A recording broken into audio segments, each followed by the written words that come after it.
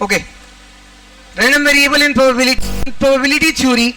A random variable is a variable. Variable means her integer के digit के साथ आने वाला कोई भी एक अल्फाबेट इज कॉल्ड वेरिएबल. ठीक है, जिस तरह 47 y x 6, तो ये सारे के सारे वेरिएबल्स हैं जो कि अल्फाबेटिकल है.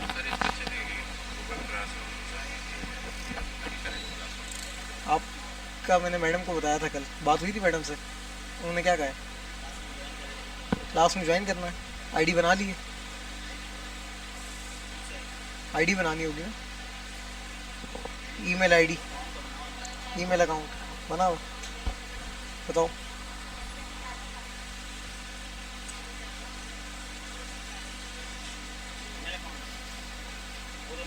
प्ले स्टोर में जाओ.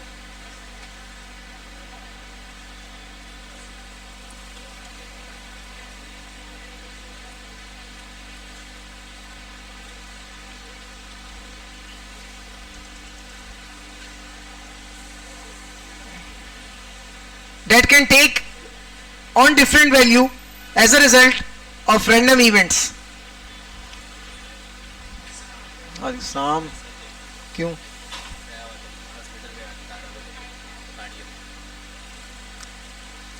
It's often denoted by a capital letter like X. ठीक है. Random variable can be categorized into two main types: discrete random variable and continuous random variable. Basically probability के अंदर कैलकुलेशंस करने के लिए, अनसर्टेन डेटा पे कैलकुलेशंस करने के लिए और उनसे रिजल्ट्स को बाय करने के लिए, रिजल्ट्स को निकालने के लिए हमारे पास दो किस्म के वेरिएबल्स का इस्तेमाल किया जाएगा. ठीक है. वेरिएबल तो मैथमेटिक्स के अंदर अलजेब्रा बना देते हैं, जब नंबर और अल्फाबेट आपस में मिल जाते हैं तो वेरिएबल वाला सीन बन जाता है, अलजेब्रिक सिचुएशन बनती है.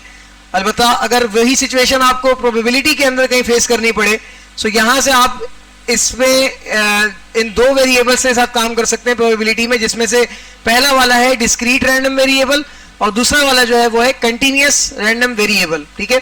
अब इन दोनों के दरमियान फर्क चेक करते हैं, ये क्या है. This type of discrete random variable, this type of random variable can take on a countable number of distinct value. ये काउंटेबल नंबर्स पे काम करेगा. For example, the number of heads obtain when flipping a coin multiple times in a discrete random variable, because it can only take it can only take one value like 0 1 2 and so on. ठीक है. तो जहां पर distinct values हो, countable numbers हो, पता लग रहा हो कि हमारे पास कितनी काउंटिंग जा रही है, वहां पर डिस्क्रीट रैंडम वेरिएबल का इस्तेमाल प्रोबेबिलिटी के अंदर किया जाता है. अगेन फिर मेरे पास कोई ऐसी बड़ी मिसाल मौजूद नहीं है कि मैं आपको बकायदा ये थ्योरी करके दिखा सकूं. इसके अंदर मिसाल नहीं है, आगे इंशाल्लाह स्टैंडर्ड डेविएशन वगैरह पढ़ेंगे, उसके अंदर है अभी. ठीक है. उसके बाद आता है जी continuous random variable. This type of random variable can take one value within a certain range. For example, the height of individual in a population is a continuous random variable because it can take on any real number value within a specified height range.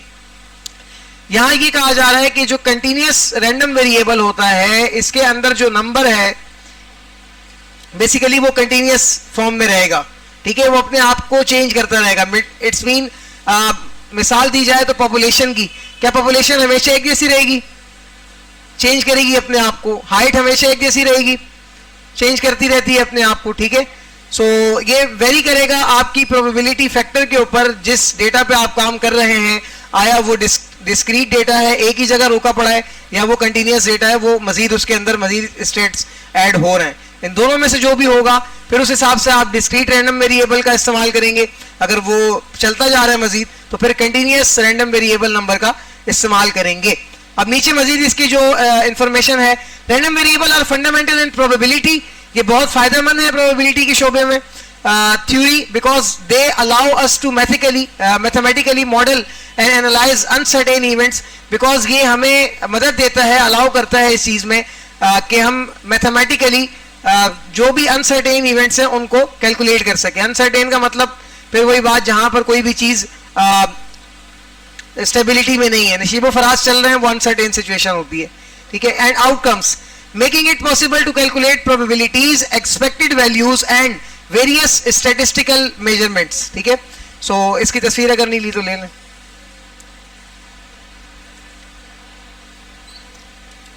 और आज इंशाल्लाह मैं आप सबको group में जितनी भी हमारी वीक 1 से लेके वीक 11 तक की मैथमेटिक्स की क्लासेस हुई थी, वीक 12 तक की, वो सारी की सारी जो स्लाइड्स थी वो आज आपको ग्रुप में मैं भेज दूंगा फ्रॉम गर्ल्स एंड बॉयज़ दोनों के, ठीक है। सो इंशाल्लाह वहाँ से आप लोग इसको निकाल के इस पर मज़ीद तैयारी कीजिएगा। नेक्स्ट वाला जो वीक होगा इंशाल्लाह आपका, उसमें जुमरात के दिन तो मैं अवेलेबल हूँ, जुम्मे के दिन जो है वो बारह की छुट्टी होगी आई थिंक, और हफ्ते को मेरा पेपर होगा। सो जुमरात वाले दिन मैं आऊँगा, उसके बाद जो हफ्ते का दिन होगा उसमें देखेंगे क्या करना है, ठीक है। हो सकता है आपकी असेसमेंट हो, सो अगर असेसमेंट हुई तो मैं तो चलो पेपर पे होऊंगा, तो आप बाकी इंस्ट्रक्टर्स मिल के ले लेंगे। अदरवाइज ये कि अगर मेरा होना ज़रूरी हुआ तो फिर उसको नेक्स्ट वीक में शिफ्ट करेंगे, ठीक हो गया। आगे जी, रैंडम वेरिएबल कंटीन्यूअस। अब कंटीन्यूअस को दोबारा से जरा एक्सप्लेन कर रहा हूं। हमें पता तो लग गया कि हर वो डेटा, डिस्क्रीट डेटा जिसके हर वो अनसर्टेन डेटा जिसके अंदर हमारे पास जो नंबर ऑफ वेरिएबल्स हैं उनके साथ जो नंबर हैं, इंटीजर्स हैं, वो कंटीन्यूअस हैं, वो अपने आप को तब्दील कर रहे हैं, ठीक है, घटा रहे हैं या बढ़ा रहे हैं, सो वो कंटीन्यूअस वेरिएबल की जोन में आते हैं। अब इसको मजीद देख लेते हैं। Continuous variable is a concept in probability theory unlike discrete random variables which can take on a countable set of distinct values. Countable set होता है इनके पास डिस्टिंक्ट वैल्यूज का, लाइक इंटीजर्स जिसको हम नंबर्स इंटीजर्स कह रहे हैं। Continuous random variable can take on any value within a certain range और इंटरवल। ये पूरी रेंज में से कहीं से भी उठाया जा सकता है, शुरू से या दरमियान से या फिर इंटरवल से, आखिर से, ठीक है। Examples of continuous random variable include measurements. इसकी मिसालों में क्या क्या आता है? मेजरमेंट्स आ जाती हैं, हाइट आ जाती है, वेट नापने का तरीकेकार आ जाता है, टाइम आ जाता है, probability density function PDFs are used to describe the probability distribution of continuous random variable, ठीक है। इसकी भी तस्वीर अगर आपके पास नहीं है, लेना चाह रहे हैं तो ले लें। इसके ये होगा कि जस्ट मेरे ख्याल में एमसीक्यूज बेस्ड क्वेश्चन आंसर्स आएंगे आपके पास। हर वो टॉपिक जो कि हमने सवालात में कवर नहीं किया वो एमसीक्यूज बेस्ड क्वेश्चन आंसर्स के अंदर आपको डील करना पड़ेगा, ठीक है। Okay, so next is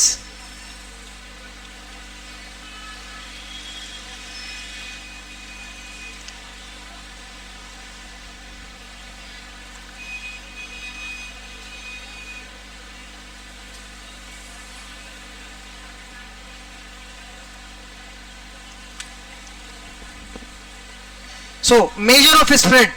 This is one of the exciting topic in week 12, ठीक है। इसको भी डील करना है, इसके अंदर भी तकरीबन मैथमेटिक्स ही है।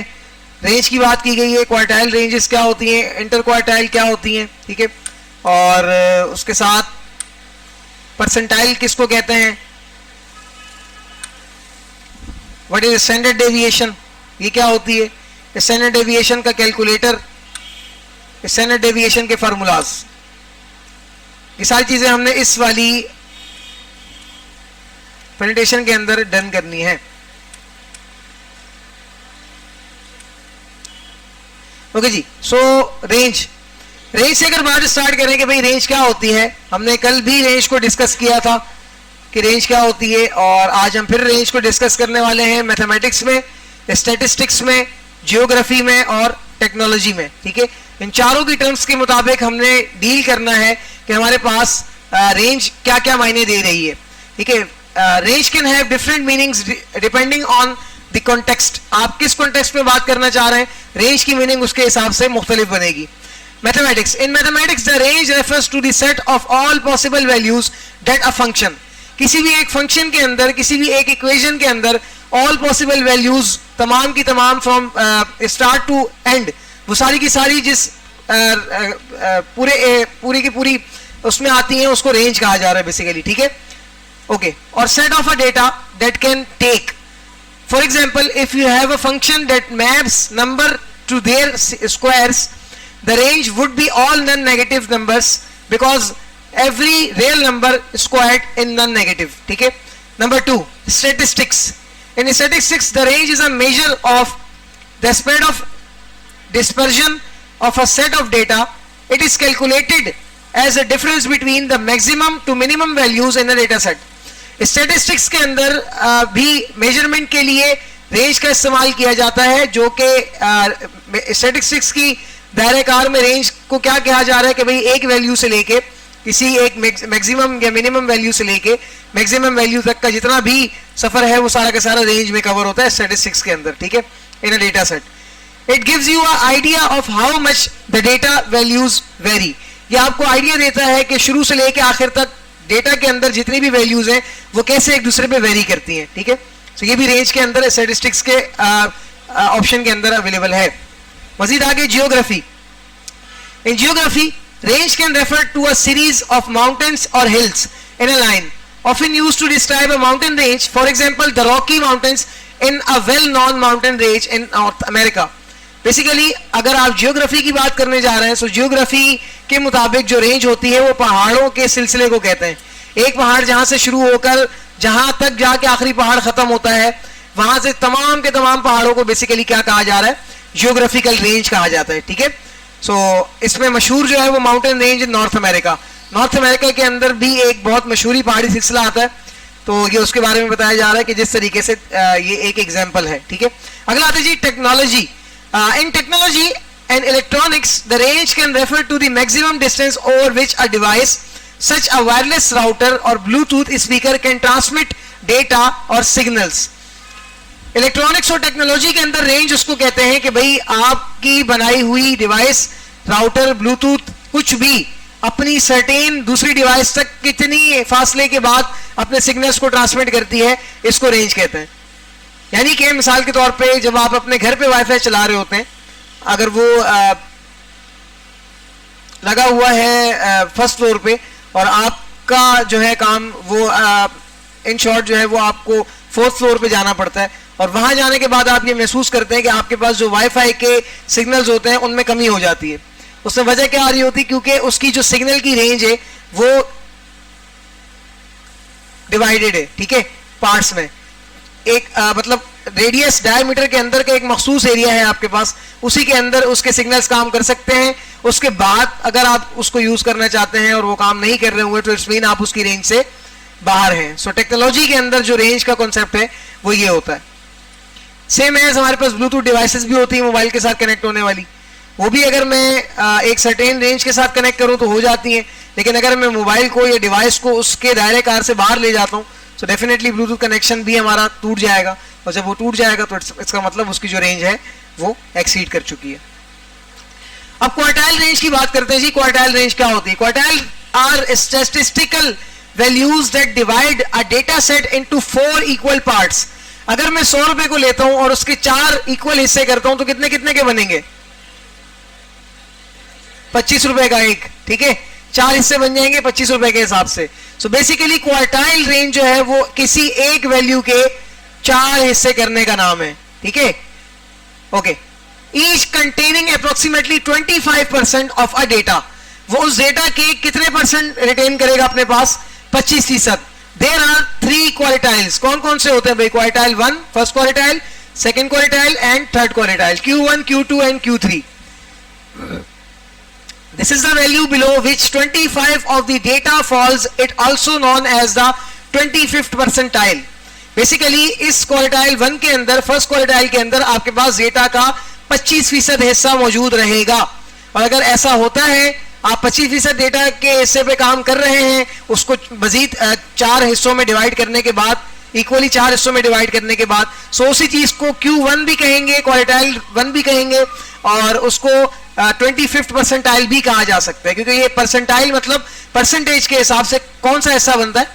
25वां, ठीक है, यानी 25 हिस्से 25% का हिस्सा बनता है. उसके बाद जी आता है सेकंड क्वार्टाइल. सेम यही चीज, लेकिन अब कहानी 50 पे पहुंच गई है, ठीक है. थर्ड क्वार्टाइल सेम यही बात, लेकिन कहानी कहां पहुंच गई?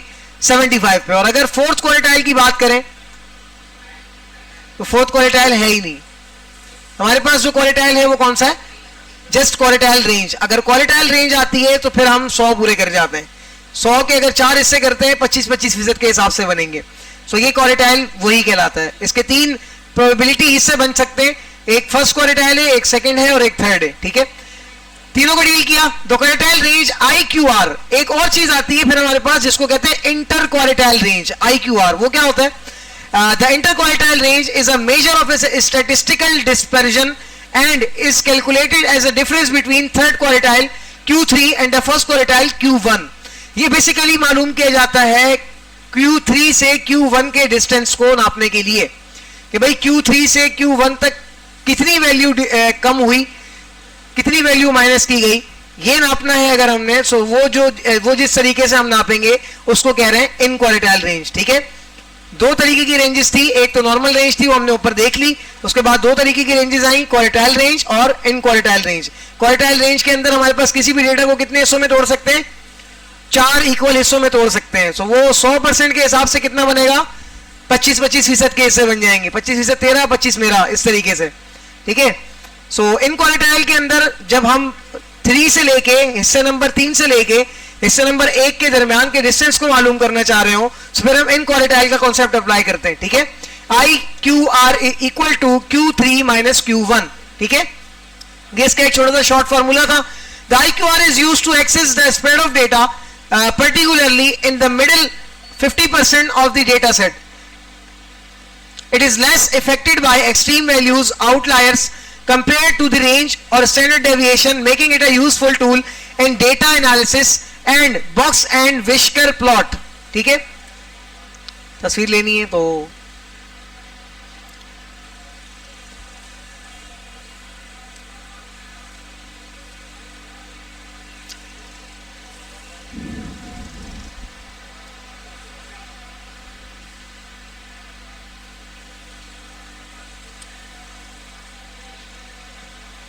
इंटर क्वार्टाइल रेंज, इसकी भी तस्वीर ले लें, अभी समझा दिया था।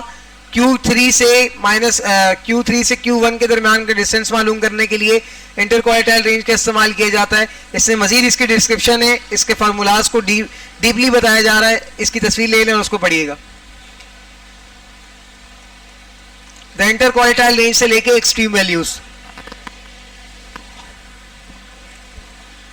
नया मोबाइल लिया, क्या बात। अच्छा, छुपा के हैं। ओके, परसेंटाइल क्या होता है जी? Percentile is a statistical measure used to represent the relative position of a particular data point within a data set. ठीक है, परसेंटाइल बेसिकली पोजीशन, वो पोजीशन है, वो मेजरमेंट है जो कि आप किसी भी एक डेटा सेट के अंदर परसेंट के हिसाब से नापते हैं। ठीक है, कि भाई मैं अगर आपसे कहता हूं कि आयशा ने बिस्मा को 6,000 रुपए दिए और उसके हिसाब से 40% हिस्सा समी को जाएगा, तो अब वो 40% हिस्सा कितने रुपए का बनेगा? इस नापा नापी वाले गेम को क्या कहा जा रहा है? परसेंटाइल कहा जा रहा है। एक डेटा सेट के अंदर से एक मखसूस हिस्से को परसेंटेज के जरिए से नापने को परसेंटाइल कह रहे हैं। ठीक है, it indicates the percentage of a data points that are equal to or below to the value of the data point in question. For example, if you scored in 19th percentile on a test, it means your score is higher than 90% of the scores in the same group. ठीक है, percentiles are commonly used in various fields such as education, healthcare and finance to compare and understand data distribution and relative performance. The median, which represents the 5th percentile, is often used as a measure of central tendency. Other common percentiles includes the 25th first quartile and 75 third quartile percentiles, which are used in box plots and quartile calculation. Basically ये भी हमारे पास इन quartile range का ही एक हिस्सा है जो कि percentile के नाम से जाना जाता है। बेसिकली डेटा के अंदर अगर आप 25% के हिसाब से कैलकुलेशंस करना चाहते हैं उसको 4 हिस्सों में तोड़ के, सो उसका जो हिस्से बन रहे हैं उसको इंटर क्वार्टाइल रेंज के साथ साथ परसेंटाइल भी कहा जाता है। डेली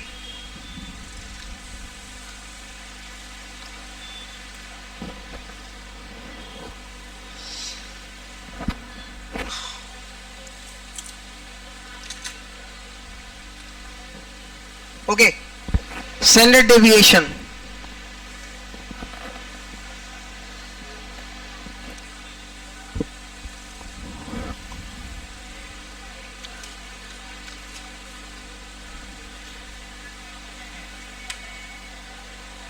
ये वाला देखो, a percentile is a statistical measure used to represent the relative position of a particular data point within a data set. एक डेटा सेट के अंदर अगर आप परसेंटेज के अंदर कोई हिस्सा निकाल लेते हैं, डेटा सेट का मतलब है कोई वैल्यू, ठीक है, उसके अंदर से अगर आप कोई हिस्सा निकाल लेते हैं परसेंटेज के हिसाब से कि भाई इतने परसेंट, मतलब 100 रुपए का मुझे 72% चाहिए, 72 रुपए बनेंगे ना, 72 रुपए निकाल लिए तो कितने फीसद बन रहा है, 72% बन रहा है. सो ये चीज बेसिकली परसेंटाइल कहला रही है, ठीक है. किसी भी एक डेटा सेट के अंदर से परसेंट के हिसाब से माइनस करने को डेटा सेट के अंदर से परसेंटाइल कहा जाता है, ठीक है. इंटरक्वार्टाइल रेंज भी इस पे मैटर करती है. स्टैंडर्ड डेविएशन, भाई what is standard deviation? Standard deviation is a statistical measure of the spread of a dispersion of a set of data values from the mean average. It quantifies how much individual data point in a data set deviate from the mean. A higher standard deviation indicates gather variability, while a lower standard deviation suggests that the data points are closer to the mean. Basically एक पूरे के पूरे data set के अंदर, table के अंदर इज्तिमाई तौर पे एवरेज निकालने को स्टैंडर्ड डेविएशन कहा जाता है, ठीक है. इज्तिमाई तौर पे मीन एवरेज को निकालने को स्टैंडर्ड डेविएशन का नाम दिया जा रहा है. आगे, mathematically the standard deviation is calculated as the square root of the variance, ठीक है. 2-3 स्टेप्स हैं इसके अंदर, वो आगे अभी हम डिस्कस करेंगे. Of the variance it's often represented by Greek letter sigma. ये जो निशान बना हुआ छोटा सा, बेसिकली इसको सिग्मा कहते हैं. फॉर अ पॉपुलेशन और S for a sample. Standard deviation is commonly used in various fields including statistics, finance, science to understand the degree of variability और अनसर्टेनिटी इन डेटा.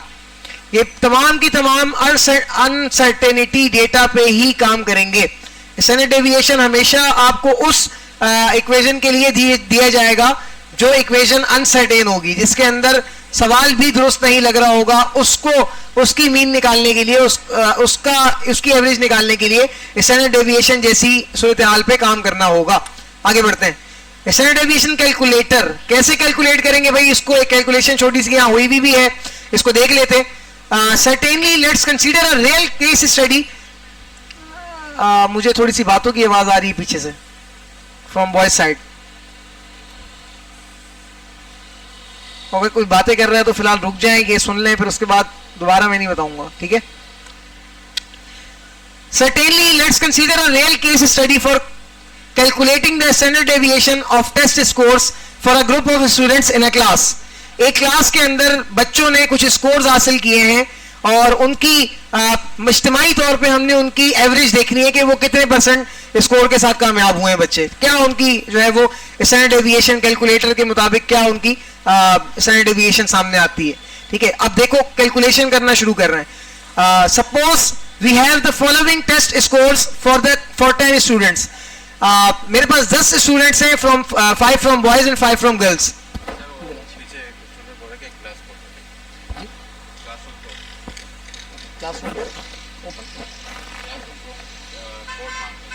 अच्छा, क्लास कोड.